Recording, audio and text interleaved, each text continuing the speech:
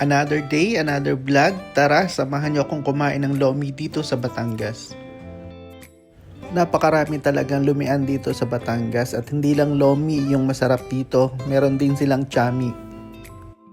Etong in-order ko nga ay half chicken chami na tamis anghang.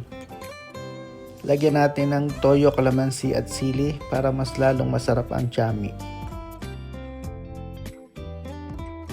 Matamis-tamis na maanghang ang lasa ng chicken chami at may kapartner yan na fried chicken. Sa iba, pinapartneran pa yan ng kanin pero ako hindi na ako nagkanin. Dito nga pala yan sa Shatras Lomi House. Makikita nyo pababa yung kanilang Lomi House.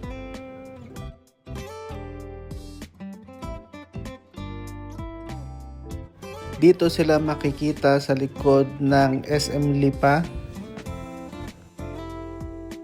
Yan yung kalsada sa likod ng SM Lipa at dito naman yung exit ng mga bus galing sa Grand Terminal ng Lipa.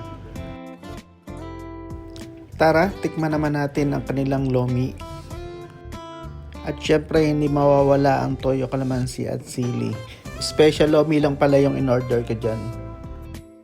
Kaunting mekos-mekos at syempre kailangan kainin ng lomi habang mainit. Sa mga mahilig sa lomi, try nyo dito sa Shatras. Kung nandito rin lang kayo sa Lipa City, try nyo dito para matikman nyo ang kanilang lomi. Kung meron kayong alam na masarap na lomian, i-comment nyo lang dito para mapuntahan natin. Ito naman yung price ng kanilang lomi at chami.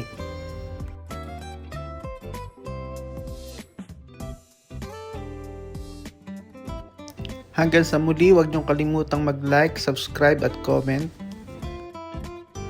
Yun lang, bye-bye!